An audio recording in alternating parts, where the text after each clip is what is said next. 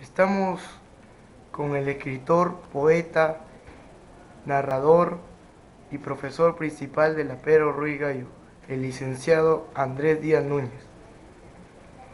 Dígame, don Andrés, ¿qué siente un autor al recibir un reconocimiento cultural en vida?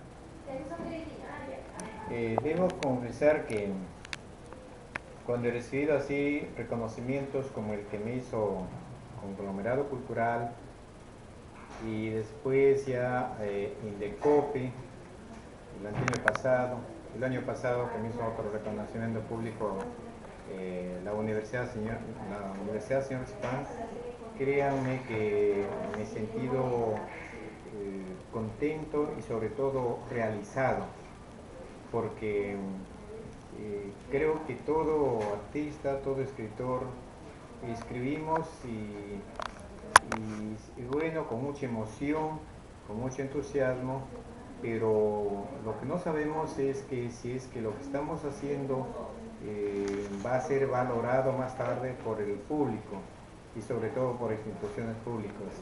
De tal modo que cuando he sido pues reconocido así públicamente, recuerdo por Conglomerado, y anteriormente también me hizo la Casa de la Cultura o acá la Universidad Nacional Pedro Ruiz Gallo, me he sentido contento, realizado, me he dado cuenta que lo que escribo sirve para algo o les gusta a los lectores. Usted me habló de, de la satisfacción estética que tiene un lector con su literatura, o de lo contrario, la insatisfacción estética con su literatura. Por así decirlo, ¿cómo logra un escritor llegar por fin a la autocrítica y posteriormente a la publicación de la obra? Bueno, yo creo que un escritor ya es consciente de la autocrítica en la medida en que lea a autores consagrados, lea a maestros de la literatura no solo nacional, sino universal. Entonces, cuando leemos, bueno, si es poeta, bueno, leemos a los poetas, cuentistas, novelistas, y después de leer esas obras uno escribe y después como que establece una comparación, un parangón entre lo que él escribe y lo escrito por los demás autores. Entonces, cuando uno se da cuenta que ya tiene cierto nivel, creo que ya es consciente de que, bueno, esto tiene valor y ya llega el momento en que se debe publicar. Pero yo creo que si una persona, un escritor, simplemente escribe en forma intuitiva, no se preocupa por leer a los maestros de la literatura, creo que no se va a dar cuenta fácilmente acerca de la calidad de su texto. Por otra parte, me doy cuenta que un poema, un cuento, una novela gusta al público en la medida en que ese trabajo esté debidamente construido, esté debidamente trabajado. Es decir, que el autor haya puesto empeño, también haya puesto responsabilidad en escribir, porque el lector creo que es el mejor juez, que es el mejor crítico para valorar una obra literaria. Pues no es fácil escribir algo, publicar y luego que el lector inmediatamente lo lea, porque si no le gusta al lector, entonces ¿cómo le exijo que él se interese por la obra? Por lo tanto, el trabajo tiene que estar bien escrito. Usted me hablaba de autores que uno debe consultar, leer, universales, quizás nacionales, hispanoamericanos. Usted, como autor, ¿qué lecturas han influido en su estilo y su temática narrativa, cuentística, poética? Bueno, han influido varios escritores, porque cuando se habla ya de influencia, es difícil precisar que influyó uno o dos autores, influyen varios. Claro, de esos varios hay algunos, por ejemplo, los que han influido en cuanto a la temática, ¿no?, al ambiente, de hecho que es Ciro Alegría Bazán.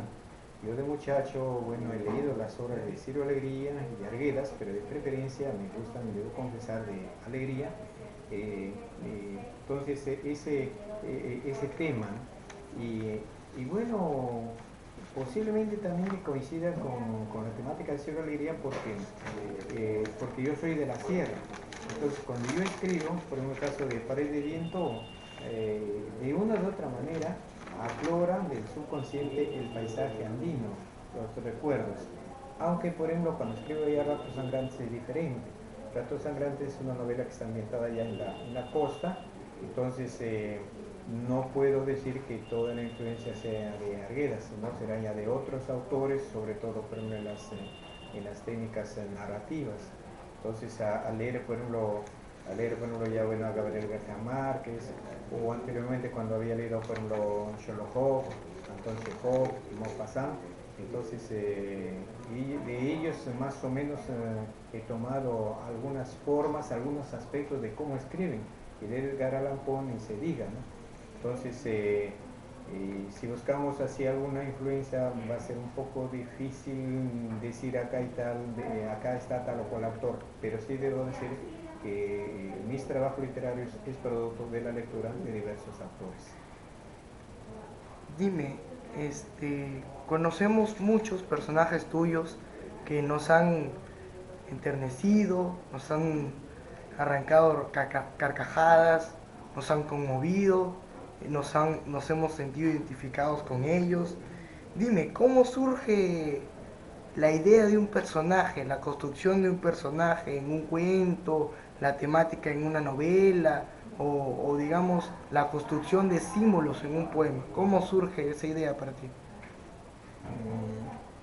Claro, en este momento, digamos, esto se relaciona ya con el aspecto netamente subjetivo, netamente mental. En la vida real, en este mundo, hay situaciones, hay hechos que nos impactan, nos conmueven o que nos sentimos identificados con esos hechos, con esas situaciones. Entonces, esos hechos, esas situaciones son los que diríamos, van a hacernos que nos emocionemos y que nos interesemos por esa acción, por ese personaje.